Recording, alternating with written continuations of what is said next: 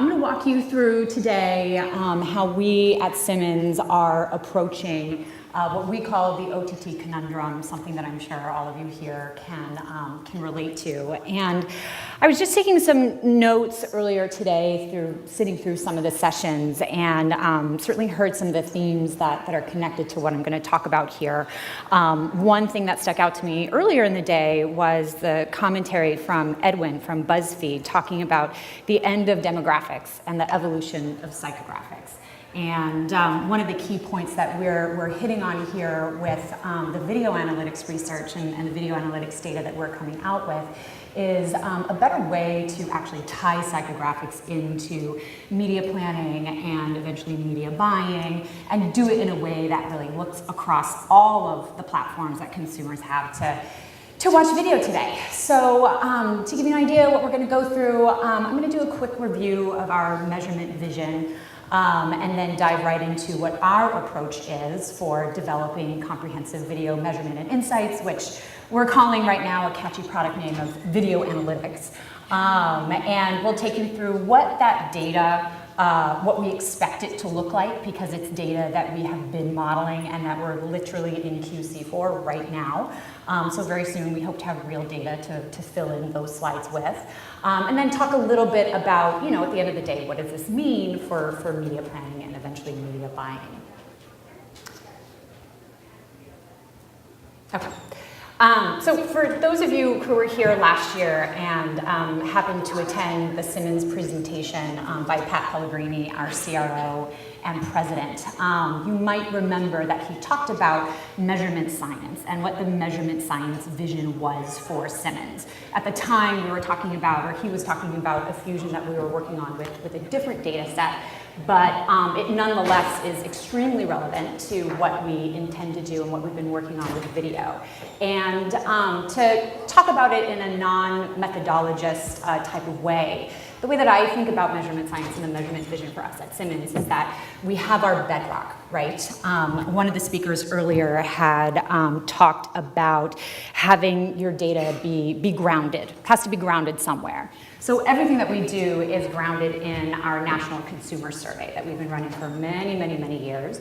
And we take a lot of pride in the fact that we stick very closely to some methodological soundness around sample design, weighting, calibration, making sure that it's a projectable sample, etc. But at the same time, as we all know, whether you're talking about television or talking about any other type of content consumption or even interaction from a brand standpoint, there's all this passively collected data out there, or data that is waiting to be passively collected. Whether we're talking about meter data or data in the wild that's just sort of thrown off as consumers go about their daily lives. And that is, of course, data that we as researchers, we've heard a lot of talk about big data and small data, are really itching to capture.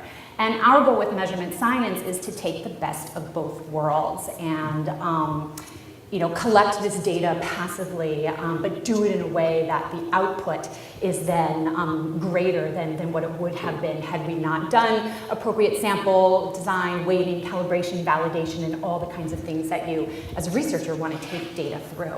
And I'm going to walk you through, at a very high level, how we're actually doing this with video analytics. And the main goals here with measurement science for us are to, number one, minimize sample burden. So, although we think about our data as researchers as our greatest resource, the truth is that the people who are answering our surveys or who are giving us our data are our greatest natural resource. And so we want to make sure to minimize the burden on what we're asking them to self-report when we actually have all these great ways, or all of these opportunities, I should say, to collect data passively.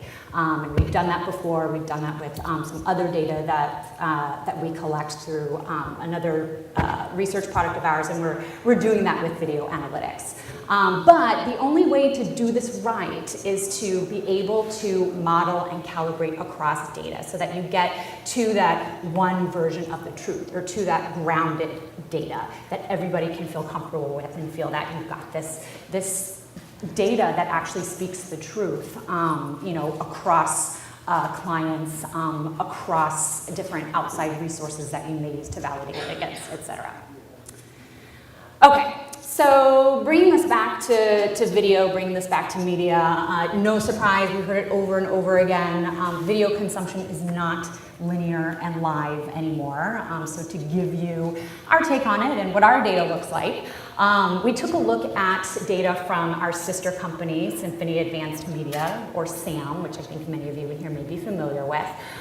We looked at viewing for broadcast and for cable overall and said, all right, so what percentage is live, what percentage is DVR plus 7, what percentage is VOD plus 3, which is what Nielsen captures currently, and what are DVR plus 7 VOD. Oh, these are, sorry, a little bit repeatable, but anyway.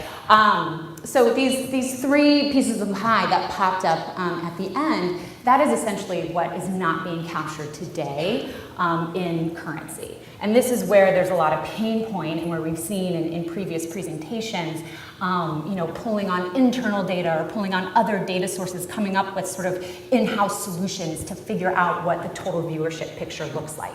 Because it turns out that between 20 to 26% of viewing happens outside of this universe. And that's a challenge for media companies as money's left on the table. Obviously for advertisers, it's not getting a full picture of how they should actually be planning their media. And along with this, I said we were gonna talk about psychographics. When we took a look at psychographics based on our own data of OTT users versus non-OTT users, I think as researchers, we can all accept that demographics are no longer enough. They really never have been enough when it comes to understanding consumers in general, when it comes to doing segmentations, et cetera. But that's really how television is bought. It's really how media is kind of talked about from a currency perspective. But that's no longer enough. So the psychographics for someone who watches OTT is obviously a person who's going to be a little bit more digital in nature. A person who does not watch OTT at all is someone who's going to be more traditional, more linear, doing things like reading a newspaper on most days, having different interest areas, etc. And we've heard talk earlier about Gen X and Gen Z and the fact that a lot of this is driven by younger consumers, and that's of course going to grow. But when we looked at our own data, it wasn't differentiated enough simply by age or simply by demographics. And in fact, if you look at the trends and look at OTT and digital viewership over the years by different age groups, it's growing across these age groups. So the point here is really that demographics are just not enough, especially if you have other ways out there to enrich the data when you're considering a comprehensive look at video viewership. And this, of course, funnels down into the programming level. So you can take a look at how those who watch Gotham are very different from those who watch the first 48, and think about if you could kind of match up what the drivers might be behind watching a television show and match that with the drivers or the kind of matching attitudes that are primed in advertising. And there are studies that show that when you can match those up appropriately, you have better receptivity to that advertising. So again, being able to build psychographics into the media planning, the media buying process is what we were really looking to explore and see how far into that we could get with our video analytics data. So as we thought about what we have at Simmons with the National Consumer Study and that being our bedrock, along with our sister company, Symphony Advanced Media, we thought about, all right, if we want to take a deeper look here and see if we can get to this total audience measurement, what are the pillars that need to be a part of this kind of data? And the first one was, we need to be able to look across linear, SVOD, over the top, and all of these other connected devices that seem to be multiplying and are only going to continue to grow. The second was, being who we are, being Simmons, being a consumer measurement company. We want to be able to marry that kind of measurement to consumer attributes like the psychographics, purchase intent, brand preferences, etc. And key here, for us at least, is to be able to put together reporting metrics, not only the reach and the indices, which are the kinds of things that you would get out of the self-reported data from Simmons today, but also ratings. Not because we are looking to be a ratings company. We're not looking to be a ratings company. But we know that with this kind of data to put it out in the marketplace, we're going to have clients come to us and say, well, how does that compare to what I'm getting from Nielsen? How does that compare to these other external data sources? And so we need to know, and we need to be able to come out to the marketplace and say that you're getting apples to apples, and the numbers that you're seeing, at least across what's being captured by currency today, jive generally well with the numbers that are coming out of what we're providing you, and therefore when you look at some of the other data like over the top and other things that are outside of currency today, that's going to give you a certain amount of confidence. And the last piece that is in the roadmap for us, and something that we're working on and will work on once we get this first batch of data out into the marketplace, is making it actionable. So, we already have ways that we're making data actionable across digital platforms. We've already started to, work with clients across addressable TV, and we want to be able to do that more once we've exposed this data and the over-the-top data even further. So, okay, just to dive a little bit deeper into what the different pieces are that we envision and that we're working on and that we're QAing right now for video analytics. The pieces are, it starts with Simmons, the NCS, where you've got these in-depth preferences, demographics, brand affinities, et cetera. And then on the other side, you have SAM and their Video Pulse product, which I imagine, raise your hand if you're familiar with SAM in any way, shape, or form. Okay, not as many as I thought. But SAM basically has this audio content recognition technology that can pick up a certain amount of content, of video content, and then tie that back to not only what program it was, can measure it across, what's it, television, mobile, social, PC, can look at the network level, can look at the day part level, tracking across a number of different, in-home, out-of-home, et cetera. And, as I said, SAM is a sister company, so we're not taking everything here that SAM does, but we're working with them to sort of say, all right, so if we want to have this product out here that's going to provide each of those 4 pieces that I talked about on the earlier slide, we're going to put this together so that it gives you a media planning tool that combines that rich consumer data, but you can put it in the context of that 360 view and that total view of where consumers are watching video, be it at the network level, be it at the program level, be it over the top, et cetera. So what does this mean in terms of, all right, metrics? What kind of metrics are you going to get here? What are you going to get from each piece of this? On the video side, what we're going to look at is live, DVR, VOD, network apps, and then of course all of these other OTT apps. And from the feedback that we've gotten from our alpha clients was that network apps are pretty important to look at, because there's this question of, is live viewership, is viewership going to my app? Is viewership going to other over the top? We saw earlier in the ABC presentation looking at the overlap of watching network shows but watching it on OTT. So being able to look at network apps as a part of this, we know is important.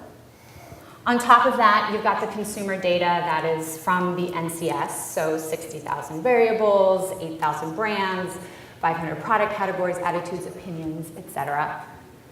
And from the actual metrics that you'll be able to pull from when you're looking at any of these pieces at the end of the day is the reach and the index, the average minute audience, so there's your rating. And then we'll look at networks and shows, and for those who are looking very much at day parts and scheduling and whatnot, that is going to be available as well. All right, so these are the different components shown in a couple of different ways, just to kind of be clear about what we're trying to do. So I'm going to talk, there we go, high level about the methodology. I'm not a methodologist, I should say. And we're going to have some opportunity later on to present some more thought leadership and some papers around the methodology. But at a high level, how did we put these two pieces together? On the top, we've got the NCS 25,000 respondents that's updated on a quarterly basis with fresh sample. And then we're marrying that with this cross-device video panel from SAM, so 15,000 panelists. And, fusing this together, there was the first piece that we were very, very much aware of, and which I think was one of the challenges whenever you're doing some kind of fusion with two different types of data, is the NCS is this probabilistic projectable sample, right? Like I said, this is our bedrock. This is, we know that we've applied all of the important pieces around measurement science to this. And then SAM is a convenient sample. So you essentially have an equal opportunity to sign up and be a part of this metered panel. And with that, just by nature of the way the data is, come biases. So our challenge was, all right, what's the best way, if we're going to fuse these two data sources together, to make sure that we're calibrating it in a way that is going to hold water. So what we did is we went out and we created a calibration panel. Late last year, we went to the SAM panel and we recruited for 1,000 panelists who took our fully programmed online version of our NCS survey. So what we ended up with then was 1,000 people who we had both the SAM data on, so all of that video data on, but who we now also had all of our NCS data on. And that allowed us to, when we calibrated and put together different models, take a look at what the differences in behavior are between the samples. So, understand across, any of the NCS variables that they had in common, how are they different, where might some of the biases be, and then take that into account as we were building the models. And because the goal here obviously is to put all of this SAM data and predict that data onto the NCS, through data exploration, it allowed us to identify what those predictive variables were within the NCS that would help us lead to what SAM behavior would look like for those individuals. And then because we knew rating was important and we know that others are going to be looking at other external sources of ratings, it gave us a good starting point to understand, when we put the rating together, how is it different between Simmons and what you get out of SAM. So as I said, this data very quite literally is in the QA stages as we speak. So don't have any real data to show today, but I've been getting emails saying, can we put this use case and this use case using real data into slides? So next time you see this, hopefully it'll be real data. But let's take a use case here, novelty-seeking foreign travelers. So somebody who you could say from the NCS would be someone who's traveled abroad recently and through a number of attitudinal measures, pick one, pick many, are people who really live life in search of new, novel, differentiating experiences, okay? So you start with, all right, who are these consumers? And as a researcher, you start with the demographics. You see that there tend to be female, about 42, majority are married, make pretty good income, relatively well-educated group of consumers. Doesn't tell you a whole lot else, though. Doesn't really tell you from a creative standpoint what's going to resonate with them. Doesn't really give you a lot of flavor.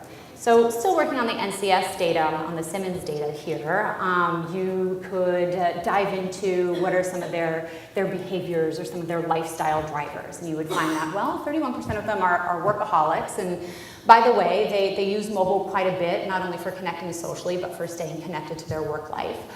They're enrolled in frequent flyer programs, so they probably have loyalty to at least one, probably more airlines, and they're true foodies. So you get this sense that they're really into going after the experience, which makes sense given their novelty-seeking behavior, their novelty-seeking attitudes. And we can pull in some other attitudes. I prefer food that's presented as an art form. They're seen as thought leaders when it comes to financial matters, health and nutrition. So this is a pretty dynamic group and a pretty, I think, interesting group if you are a media company and you're trying to sell into an audience like this and make the case that this is an attractive group. You have Many other data points that you could, think about for who you want to partner with, et cetera, because we've got data on where do they shop, where are they most likely to eat or drink, what kind of activities do they participate in, and it starts to give you this really nice, well-rounded picture of who this particular type of consumer is. So then, the next step is to, all right, so how are we going to reach this consumer? What type of content do they consume?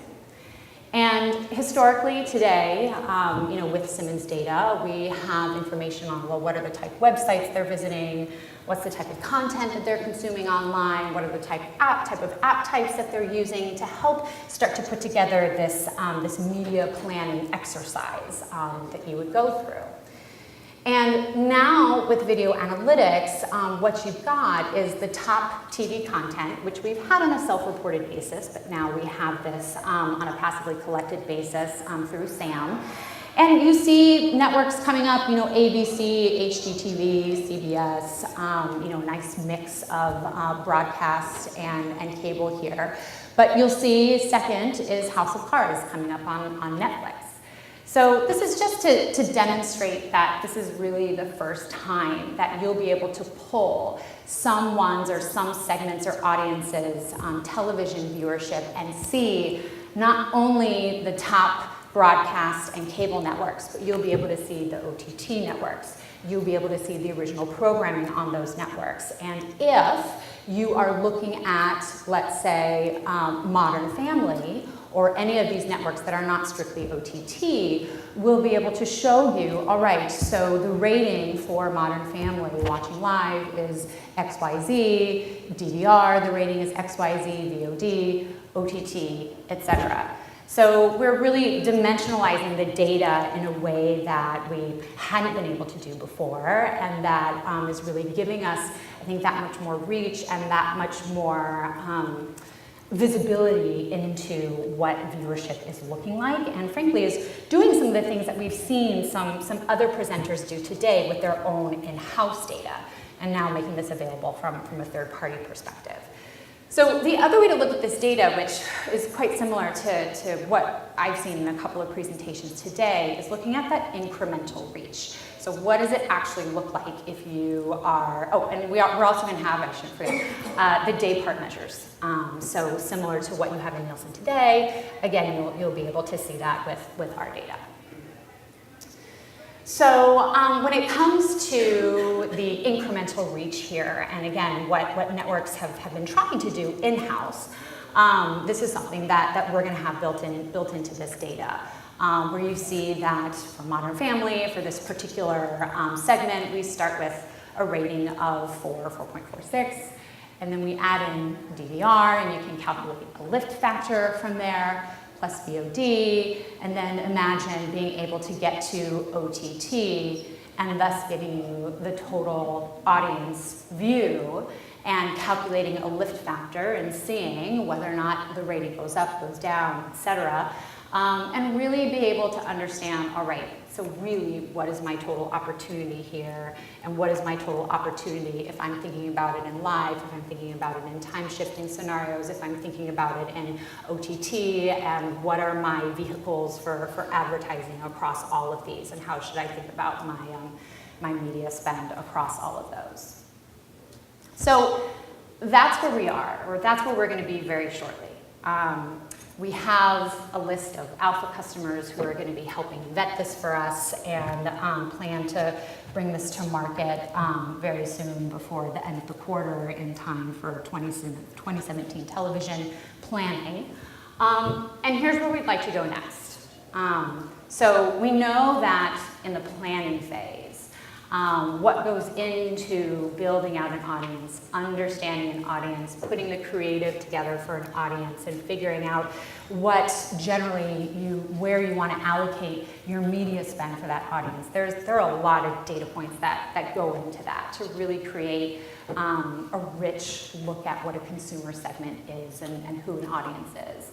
But on the buying side, the way that buying works right now, a lot of that has to get thrown to the wayside. Because what you're really looking at on the buying side are demos, namely age and gender. So imagine a place in which you'd be able to port that data over to the buy side and be able to take with you not only all of this data that you're already using in planning, but take with you that knowledge and be able to buy against the data or the vehicles that aren't measured in currency today, and optimize for these really specific audiences that are much more than just age and gender alone. So that's a place where we'd like to go. That's a place where we have some ideas ongoing, and we've got a really smart stats team that can reduce some of this to something that could potentially be used now in MediaOcean. And of course, with this data, if you want to, after you've made the buys and after the ads have gone out, and you want to be able to come back and do some post analysis, that is certainly easy enough to do and understand, from this total viewership perspective, did the people who you thought you were targeting actually watch the program that you bought on in the mode that you were buying against? So that's where we want to go, and where we have some ideas. So hopefully the next time that you see somebody from Simmons, and likely it'll be Pat at an upcoming conference talking about what we're doing in video analytics, we'll have some real data to show you. But what we really just wanted to walk you through today, especially in the context of all the conversation that's been going on around all the different ways that people have to consume video today, is the way that we're approaching it is building this high quality probability sample that we built specifically for calibration purposes to allow us to build this high quality fusion. And really what we hope it's going to do is give you more flexibility and more visibility into understanding the psychographics of people, products, brands, but also really take that into account when you're doing your media buys, measuring media, et cetera, by fusing that with the cross-platform video data that we're getting from SAM. And in the end, like I said, it's in the plan and where we'd like to go, is using all of that data to optimize not only the media planning piece, because you now have the OTT side of things, but optimize the buying as well.